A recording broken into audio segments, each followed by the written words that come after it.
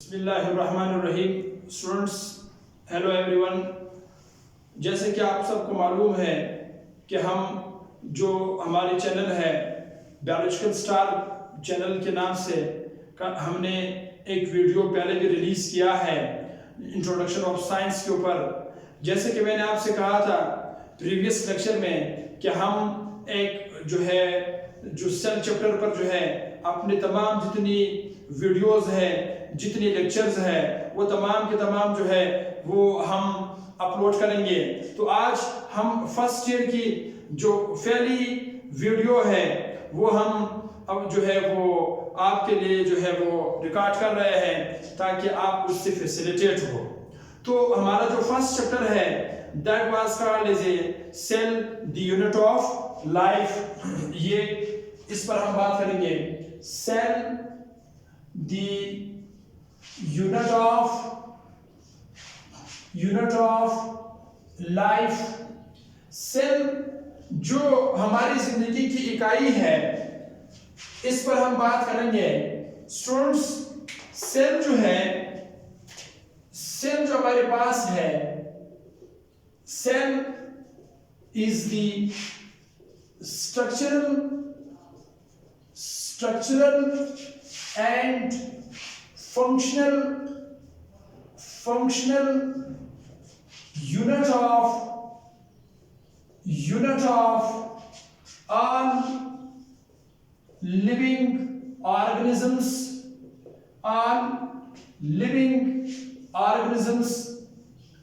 Students, cell जो है वो साख के एतबार से और काम के एतबार से दुनिया में जितने भी लिविंग ऑर्गेनिज्म है, सेल इसकी पहली इकाई है।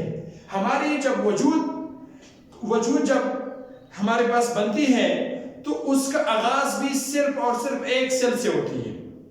यहां पर यह बात आपको समझना बेहद जरूरी है कि हमारे पास जो एटम है, ये smallest particle of the universe है। जब ये आपस में कंबाइन होते हैं तो इसकी कॉम्बिनेशन से मॉलिक्यूल को वजूद मिलती है। मॉलिक्यूल हमारे पास बन जाते हैं। जब मॉलिक्यूल बन जाते हैं तो बहुत सारे मॉलिक्यूल के मिलाप से हमारे पास ऑर्गेनेली बनते हैं। ऑर्गेनेली से यहां पर मुराद है, मैं यहां पर माइटोकॉन्ड्रिया की बात कर रहा हूं। माइटोकॉन्ड्रिया के साथ साथ स्टूडेंट्स यहां पर मैं राइबोसोम की बात कर रहा हूं। इसी सेल ऑर्गेनेली से मुराद मैं यहां पर स्टूडेंट्स प्लास्टिड की बात कर रहा हूं जो कि प्लांट सेल में मौजूद है। यहां पर मैं गोल्जी बॉडी की बात कर रहा हूं। जितने भी हमारे पास सेल ऑर्गेनेली है, यानी ये तमाम इसको हम सेल ऑर्गेनेली वो कहते हैं।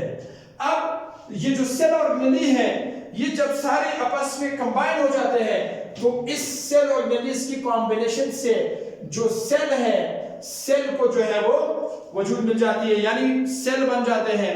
जैसे ही सेल बन जाते हैं तो फिर सेल की कॉम्बिनेशन से जब बहुत सारे सेल्स, जब मियोसिस होते हैं, माइटोसिस का अमल होता है, जब बहुत सारी डिवीजन होती है तो फिर बाद में जो सेल है वो 2, 2, 4, 4, 8 में, तो लास्ट में जाकर के फिर टिश्यू बन जाते हैं। फिर टिश्यू की कॉम्बिनेशन से फिर ऑर्गन बनते हैं।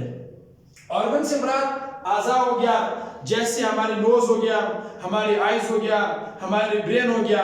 These are organs. ये ऑर्गन्स हमारे पास बन जाते हैं। फिर जब ऑर्गन्स की कॉम्बिनेशन हो जाती है फिर हमारे पास एक सिस्टम बनता है जिसको हम ऑर्गेनिजम्स कहते हैं। अब यहाँ पर हमारा जो मेन फोकस होगा वो सेल चैप्टर के ऊपर होगा, क्योंकि हमारा काम इससे है जो लेवल ऑफ ऑर्गेनाइजेशन है, जो जिंदगी के आगाज की जो तरतीब है, वो बिल्कुल इस पैटर्न से होती है। स्टूडेंट्स, अब हम आगाज करेंगे सेल चैप्टर से। सेल में मैंने आपको ये कहा कि हमारी जिंदगी की, हमारे जो किसी भी लिविंग ऑर्गेनिजम्स की जो साख के एतबार से और काम के एतबार से पहली इकाई है सेल। यहाँ पर कुछ सवाल हम यहाँ पर उठाएंगे। पहला सवाल ये है कि वो कौन सा साइंटिस्ट था who discovered the non-living cells वो कौन सा साइंटिस्ट था जिन्होंने नॉन लिविंग सेल को डिस्कवर किया? नंबर 1 सवाल हमारे पास ये है। नंबर 2 सवाल ये है कि वो कौन सा साइंटिस्ट था जिन्होंने लिविंग सेल को डिस्कवर किया था? Who discovered the living cells? वो कौन सा साइंटिस्ट था जिन्होंने लिविंग सेल को डिस्कवर करवाया? और तीसरा सवाल हमारे पास ये है कि वो कौन सा साइंटिस्ट था जिन्होंने सेल का न्यूक्लियस जो है वो डिस्कवर करवाया? अब हम कोशिश करेंगे इन सवालों का जो उत्तर है या इन सवालों का जो जवाबात है उन जवाबात को जो है फाइंड आउट करने की कोशिश करेंगे। अब हमारा जो नंबर 4 सवाल है वो ये है कि वो कौन सा साइंटिस्ट था जिन्होंने आइडिया ऑफ सेल दिया था? आइडिया ऑफ सेल वो कौन सा साइंटिस्ट था? इन कुछ सवालों पर यहाँ पर बात करेंगे। स्टूडेंट्स, सबसे पहले बात करेंगे लिविंग सेल की, सॉरी जो पहले नंबर पे जो हमारे पास नॉन लिविंग सेल है कि वो कौन सा साइंटिस्ट था जिन्होंने नॉन लिविंग सेल को डिस्कवर करवाया? और बात तो ये है कि नॉन लिविंग सेल को डिस्कवर करवाने वाला जो साइंटिस्ट था that was called as a Robert Hooke. Robert Hooke ने जो है वो नॉन लिविंग सेल को डिस्कवर करवाया। He discovered the non living cells। इस साइंटिस्ट ने जो नॉन लिविंग सेल है, नॉन लिविंग सेल को जो है रॉबर्ट हुक ने जो है वो डिस्कवर करवाया। इस साइंटिस्ट ने क्या काम किया? इस साइंटिस्ट ने मोरस एल्बा जो प्लांट है, जो हमारे पास मोरस एल्बा प्लांट है जिसका दूसरा नाम क्यूरिकस ट्री भी कहते हैं। क्यूरिकस ट्री भी बाज बुक्स में लिखा है। आम अल्फाज में हम ओक ट्री की बात कर रहे हैं, यानी जो तूत का दरख्त है उसने इसके ऊपर जो है वो काम किया। इसने क्या किया? जो मोरस एल्बा दरख्त है, जो ट्री है, इस साइंटिस्ट ने सबसे पहले जो है उसकी यानी आइसोलेट किया। आइसोलेट से मतलब यहाँ पर उसने जो है इस दरख्त का जो बार्क है या इस दरख्त का जो कार्क है, जो कार्क है या बार्क दोनों का मतलब छिलका है, इसने इसको आइसोलेट करवाया, उससे अलग करवाया। अलग करवाने के बाद फिर इसको जो है वो अंडर माइक्रोस्कोप रखा, यानी माइक्रोस्कोप के नीचे रखा।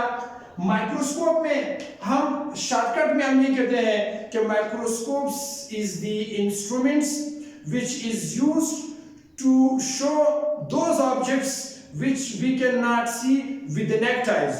उन इमेजेस को, उन चीजों को वाज़ेह करके दिखाना जो आम आंखों से नजर नहीं आते, उसके लिए हम माइक्रोस्कोप्स जो है वो यूज करते हैं। जब उसने बार को उस माइक्रोस्कोप के नीचे रखा, नीचे रखने के बाद उन्हें यहाँ पर ऐसे स्ट्रक्चर जो है यानी कॉम्पैक्टली अरेंजमेंट्स दे सीम्ड, ऐसे उन्हें जो है कॉम्पैक्टली का मतलब है मजबूती से, उन्हें इस तरह का जो है वो अरेंजमेंट जो है वो देखने को मिला। शुरू में इस साइंटिस्ट ने इसको, ये जो कॉम्पैक्टली अरेंजमेंट है, उसने इसको लिटिल रूम का नाम दिया। लिटिल रूम का नाम दिया। यहां पर ये चीज आपको बताना जरूरी है, यानी मैं नॉन इन दो सवाल को छोड़ के मैं सीधा आइडिया ऑफ सेल की तरफ पहले आता हूं ताकि आपको ये बात यहां से क्लियर हो जाए।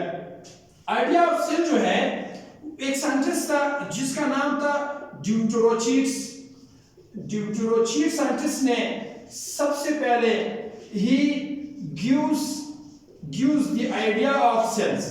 इस साइंटिस्ट ने आइडिया ऑफ सेल जो है वो ड्यूटरोचीट ने दिया। जब रॉबर्ट हुक ने ये कहा कि भाई ये जो है हमारे पास लिटिल रूम है, तो बाद में हमारे पास जो है जब ड्यूटरोचीट ने ये बात की तो लास्ट में फाइनली फिर ये हमारे पास प्रूफ हुआ कि ये असल में लिटिल रूम नहीं है, that was called as a non living cell. ठीक है, तो रॉबर्ट हुक ने नॉन लिविंग सेल को जो है वो डिस्कवर करवाया। नॉन लिविंग सेल को डिस्कवर करवाने के बाद फिर हमारे पास जो है एक और साइंटिस्ट था जिन्होंने लिविंग सेल को डिस्कवर करवाया। उस साइंटिस्ट का जो नाम था that was called as Anton von Leeuwenhoek. तो यहां पर हमारे पास जो है हम नेक्स्ट दूसरे तरफ जाएंगे। जो एंटोन हमारे पास वॉन लेवन हुक जो साइंटिस्ट है, एंटोन वॉन जो हमारे पास लेवन हुक जो साइंटिस्ट है, इस साइंटिस्ट ने स्टूडेंट्स लिविंग सेल को जो है डिस्कवर करवाया। तो हम यहां पर लिखते हैं he discovered the living cells. इसने जो है लिविंग सेल को सबसे पहले जो है स्टूडेंट्स डिस्कवर करवाया। अच्छा, लिविंग सेल को इस साइंटिस्ट का स्टूडेंट्स जो है हमारे पास इसका अपना मेडिकल शॉप था इस साइंटिस्ट का। तो मेडिकल शॉप में ये एक दिन हमारे पास बैठा हुआ था, तो प्रेसिपिटेशन शुरू हुई। जैसे ही प्रेसिपिटेशन से मेरा मुराद है रेनफॉल शुरू हुआ। जैसे ही रेनफॉल शुरू हुआ तो रेनफॉल रुकने के बाद वहां मेडिकल के आसपास जो हमारे पास कड़ा था, कड़े वगैरह थे, उसमें पानी भर गया। इस साइंटिस्ट ने क्या किया, उस कड़े का जो पानी है उस पानी को इस टेस्ट ट्यूब के अंदर जो भी चीज था उसमें इसने ये तमाम जितने वाटर था उसने इन वाटर को इसने 5 टेस्ट ट्यूब उठाया। इस 5 टेस्ट ट्यूब के अंदर जो है उसने स्टूडेंट्स जो प्रेसिपिटेशन की जो वाटर था इस वाटर को इसके अंदर डाल दिया। यानी यहाँ इसमें भी वाटर फिलअप कर दिया, इसमें भी वाटर फिलअप कर दिया, इसमें भी वाटर फिलअप कर दिया, इसमें भी कर दिया और इसमें भी कर दिया, सब में वाटर डाल दिया। जब सब में बारिश की जो पानी थे जो हमारे पास वाटर था वो इसके अंदर डाल दिया। डालने के बाद फिर यहाँ पर आपके पास क्या हुआ, उसने पहला वाला चेक किया, उन्हें कुछ नजर नहीं आया, उसने ऑब्जर्व किया। फिर दूसरा चेक किया, यहाँ पर उन्हें कोई चीज नजर नहीं आया। ये सारा जो है स्टूडेंट्स माइक्रोस्कोपिक लेवल का स्टडी है, ठीक है। ये बात आप अपने दिमाग में याद रखें, ये हम नेक्स्ट आई से सारा कुछ नहीं कर सकते हैं। फिर एक और चेक किया, उन्हें कुछ नजर नहीं आया, इसको भी चेक किया, कुछ नजर नहीं आया। लास्ट वाला जब उसने चेक किया तो उसके अंदर, उस टेस्ट ट्यूब के अंदर जिस चीज में भी उसने पानी डाला था ये प्रेसिपिटेशन की, तो जब उसने उसको चेक किया यहां पर उन्हें कोई चीज ऐसे मूव करती हुई नजर आया। शुरू में इस एंटोन वॉन हुक ने उसको एनी मॉलिक्यूल का नाम दिया, हो सकता है ये अमेबा हो जो मूव कर रहा था, एक सेल का जानता था, उन्हें ये नजर आया। फिर बाद में जब इस साइंटिस्ट ने जब ड्यूटोलॉजी ने जब आइडिया ऑफ सेल दिया तो फिर बाद में पता चला कि असल में एंटोन वॉन हुक ने लिविंग सेल को डिस्कवर करवाया। नंबर नेक्स्ट हमारे पास जो है जो रॉबर्ट हुक साइंटिस्ट था, हमारे पास जो स्टूडेंट्स जो फिर दूसरा सवाल है कि न्यूक्लियस किसने डिस्कवर करवाया। तो न्यूक्लियस को डिस्कवर करवाने वाला जो साइंटिस्ट था that was called as a Robert Brown, उसका नाम था रॉबर्ट ब्राउन। साइंटिस्ट था, ठीक है। इस साइंटिस्ट ने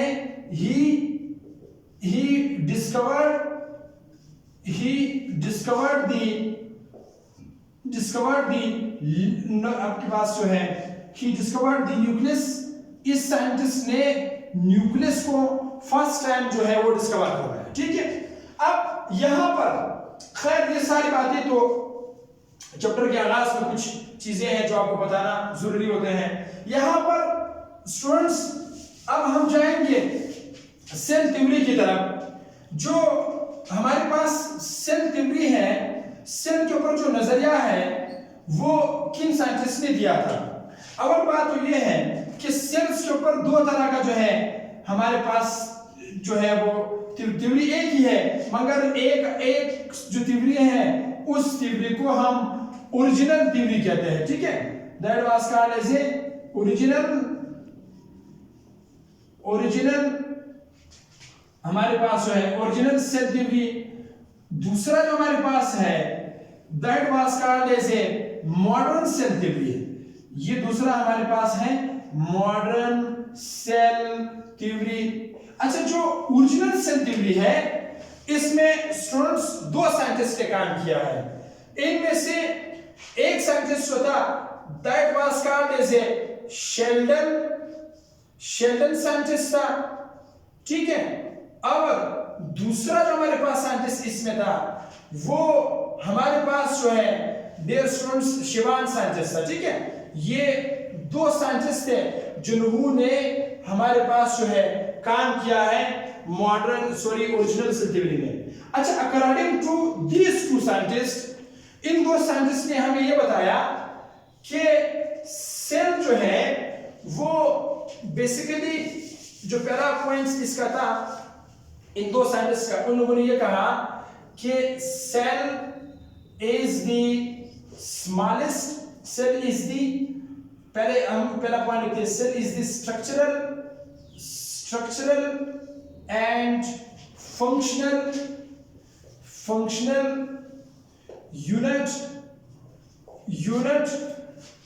unit of all living organisms. इस साइंटिस्ट ने हमें यह बताया कि जो सेल है वो साख के एतबार से और काम के एतबार से दुनिया में जितने भी लिविंग ऑर्गेनिज्म है इसकी ये पहली इकाई है, नंबर 1। नंबर 2, इस साइंटिस्ट ने हमें ये बताया कि जो सेल है ये smallest unit of the life, ठीक है। सेल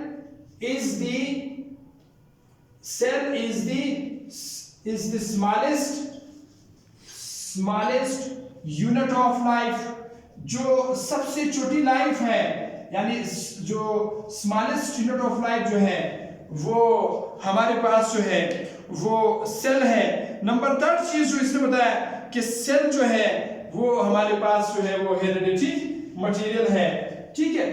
हम इस पर लिखते हैं सेल इज द हेरिडिटी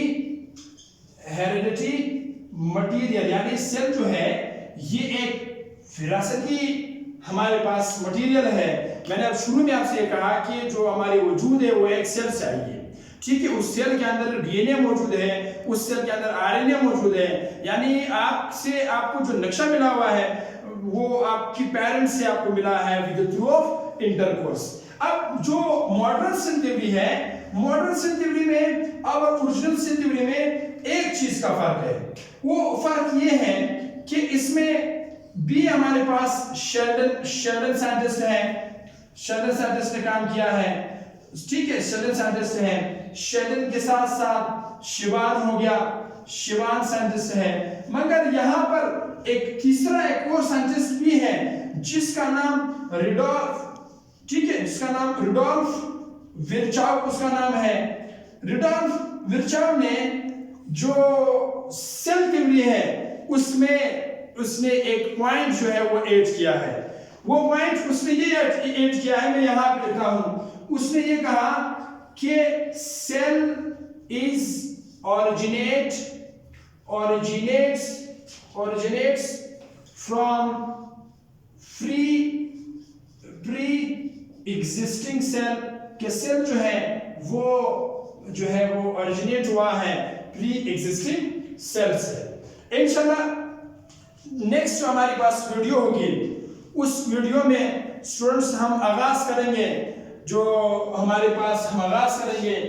हम ये समझेंगे कि हमारे पास जो है ऐसा कौन जो सेल ऑर्गेनेलिज है, जो हमारे पास सेल की जो मुख्तलिफ टाइप्स हैं उस पर बात करेंगे, यानी यूकैरियोट्स हो गया, आपके पास प्रोकैरियोट्स हो गया, मेसोकैरियोट्स हो गया, और हमारे पास बास ऐसे सेल के अंदर जब आप जाएंगे तो सेल के अंदर आपको ऑर्गेनेल नजर आएंगे, बास सिंगल मेम्ब्रेन रखते हैं, बास डबल मेम्ब्रेन जो है वो रखते हैं। इन द नेक्स्ट वीडियो इंशाल्लाह we will talk about this, so जो है बाकी चीजें इंशाल्लाह फिर नेक्स्ट वीडियो में डिस्कस करेंगे। Best of luck.